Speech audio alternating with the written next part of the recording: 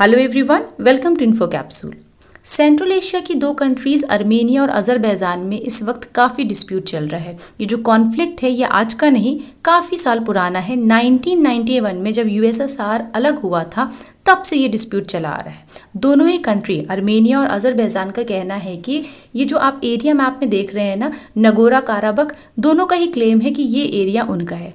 ठीक इसी तरीके से समझ लीजिए जैसे कश्मीर पर इंडिया और पाकिस्तान अपने अपने क्लेम करते हैं, इसी तरीके से आर्मेनिया और अज़रबैजान नगोरा काराबख पर अपना अपना क्लेम करते हैं।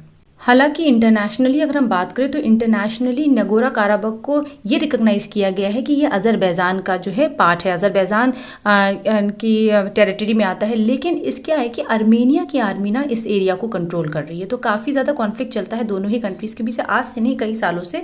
और दोनों ही कंट्रीज़ समय समय पर क्लेम करती रहती हैं कि दूसरी कंट्री ने उनके ऊपर कोई भी वायलेशन का चार्ज लगा देती हैं या बम्बार्डमेंट या फिर इस तरह के जो डिस्प्यूट्स हैं ये चलते रहते हैं, सामने आते रहते हैं। देखिए, अगर हम आर्मेनिया की बात करें तो यहाँ की टोटल जो पॉपुलेशन है वो क्या है कि मुस्लिम और क्रिश्चियनिटी ये जो है, ये दो रिलीजन जो है यहाँ पे मिक्स है।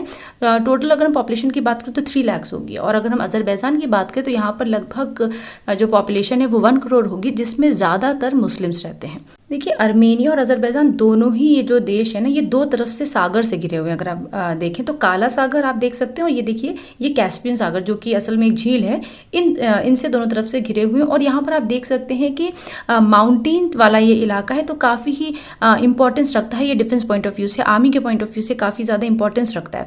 यहाँ पर आप देखिए कि काकेकस माउंटेन की जो चोटी है, माउंट एल्ब्रस, यहाँ से काफ़ी ज़्यादा निगरानी रखी जा सकती है आसपास के एरियो पे, तो दुश्मन पे जो है हमला करने में काफ़ी आसानी हो सकती है। इसीलिए ये दोनों ही कंट्रीज़ जो है आपस में लड़ रही हैं। और अगर आप ठीक से ये मैप देखें तो आर्मेनिया और अज़रबैजान, ये आप देख सकते हैं कि ये जो अज़रबैजान है, ये जो पार्ट अज़रबैजान का है, और बीच में आप देख सकते हैं आर्मेनिया पड़ता है, और उसके बाद फिर से एक अलग सा पार्ट है जो कि अज़रबैजान का है। मतलब दो एक ही कंट्री है लेकिन वो दो अलग अलग पार्ट में, 2 टुकड़ों में बटी हुई है।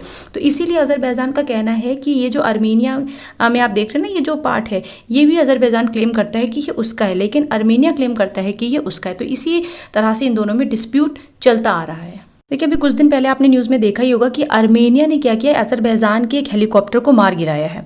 और उसके बाद क्या हुआ, जब ये सारा मामला हुआ, हालांकि आर्मेनिया ने क्लेम किया कि उन्होंने हेलीकॉप्टर को मार गिराया, लेकिन अज़रबैजान इस बात से इनकार कर रहा था। लेकिन फिर क्या हुआ कि 1 अक्टूबर 2020 को टर्की ने आर्मेनिया पर अटैक कर दिया। टर्की ने आर्मेनिया के Su-25 एयरक्राफ्ट को अपने फाइटर प्लेन, जिसका नाम F-16 था, उससे मार गिराया है। अब आप यहाँ पे सोच रहे होंगे कि आर्मेनिया और अज़रबैजान के बीच में टर्की कहाँ से आ गया। तो देखिए, मैटर ये है कि आर्मेनिया में भी मैंने आपको बताया कि जो पॉपुलेशन है वो क्या है कि मुस्लिम और क्रिश्चियन दोनों रहते हैं, और क्रिश्चियन जो है वो ज़्यादा उनकी तादाद है। लेकिन अज़रबैजान में क्या है कि मुस्लिम्स जो कम्युनिटी है, मुस्लिम जो है वो ज़्यादा है। तो जितनी भी इस्लामिक कंट्रीज़ हैं वो पूरी तरीके से अज़रबैजान को सपोर्ट करती हैं।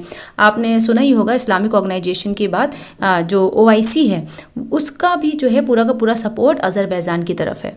इसी तरीके से टर्की भी अज़रबैजान का सपोर्ट करता है। इसीलिए अज़रबैजान की तरफ से बदला लेने के लिए टर्की ने आर्मेनिया का जो ये एयरक्राफ्ट था उसको मार गिराया। हालांकि ये एयरक्राफ्ट काफ़ी पुराना था, आउटडेटेड था, लेकिन फिर भी ये यहाँ पर एक डिस्प्यूट की वजह है। देखिए, OIC के मेंबर्स के साथ साथ जो आपका टर्की है और पाकिस्तान है, ये जो जितनी भी कंट्रीज़ हैं ये अज़रबैजान को सपोर्ट कर रहे हैं। क्यों अज़रबैजान को सपोर्ट कर रहे हैं? क्योंकि वो एक इस्लामिक कंट्री है, और अज़रबैजान को मतलब इस तरह से वो सपोर्ट कर रहे हैं कि कुछ कंट्रीज़ का कहना है कि वो आर्मेनिया को एक अलग देश मानते ही नहीं है। मीन्स इस तरह के कॉन्फ्लिक्ट्स भी चल रहे हैं। अगर हम भारत की बात करें तो भारत का पूरा सपोर्ट जो है वो आर्मेनिया के साथ है। क्यों है? वजह ये है कि भारत अपने जो हथियार है वो आर्मेनिया को सप्लाई करता है। मीन्स हमारे इंटरनेशनल ट्रेड होता है, इंटरनेशनल रिलेशनशिप अच्छे हैं, ट्रेडिंग के रिलेशनशिप अच्छे हैं, तो हम जो हैं वो आर्मेनिया को सपोर्ट कर रहे हैं। अब अगर आर्मी की बात करते हैं तो जो पावरफुल आर्मी है वो आर्मेनिया के ही पास है। मतलब अगर बात करें कि पावरफुल आर्मी, उसके साथ साथ जो वर्ल्ड लीडर्स हैं वो भी आपके आर्मेनिया के साथ है, और इंडिया भी, क्योंकि इंडिया को इंटरनेशनली ट्रेड करना है उसके साथ। और हमें अपना, देखिए क्या होता है ना, इंटरनेशनल ट्रेड की अगर बात करते हैं, जहाँ पर बात ट्रेडिंग की आती है, अभी आपने देखा होगा कि कई सारे देश हैं जिनके साथ हमारे संबंध खराब है, लेकिन ट्रेडिंग की जब बात आती है, इंटरनेशनल रिलेशनशिप की जब बात आती है, तो वहाँ पर इस तरह के डिस्प्यूट्स को नहीं देखा जाता है। तो इंडिया इसी तरीके से, क्योंकि अपने हथियार सप्लाई कर रही है, तो वो आर्मेनिया के सपोर्ट में है। तो यहाँ पर आप समझ ही गए होंगे कि टर्की जो है वो क्यों इन्वॉल्व हो रहा है इसमें, इस डिस्प्यूट में, और अज़रबैजान की तरफ से वो क्यों आर्मेनिया पे हमला कर रहा है। तो इस तरह से आर्मेनिया और अज़रबैजान में काफ़ी टाइम से ये जो है कंडीशन, जो कॉन्फ्लिक्ट है, ये चलता चला आ रहा है। यहाँ तक कि 2006 में इन दोनों ही कंट्रीज़ के बीच में 4 दिन की वॉर भी हुई थी। अब क्या है, आर्मेनिया जो है फ़ौरन रशिया के पास गया है और वो चाहता है कि रशिया उसकी इस मामले में हेल्प करे, क्योंकि ये दोनों ही जो कंट्री हैं ये CSTO, जिसका फुल फॉर्म है द कलेक्टिव ट्रीटी ऑर्गेनाइजेशन, इसके सदस्य हैं। और इसके साथ ही साथ जो टर्की है वो क्या है, नाटो का सदस्य है। नाटो जिसकी स्थापना 1949 में हुई थी, इसका सदस्य है। तो इसमें क्या है कि 29 कंट्री साथ में, और हम CSTO की बात करें तो उसमें सिर्फ 6 देश हैं जो आपस में संगठन करे हुए हैं। देखिए, क्योंकि रशिया में खुद ही हालात खराब है, आप देख ही रहे हैं कि रशिया धीरे धीरे धीरे धीरे टूटता ही जा रहा है। तो क्या रशिया जो है आर्मेनिया का साथ देगा? क्या होने वाला है आगे टर्की, और क्या एक्शन ले सकता है? बाकी इस्लामिक कंट्रीज का कैसा रिएक्शन होगा? इंडिया का क्या रिएक्शन होगा? जानने के लिए stay tune, keep watching info capsule. Like करें, शेयर करें और कमेंट भी करें। Thank you for watching.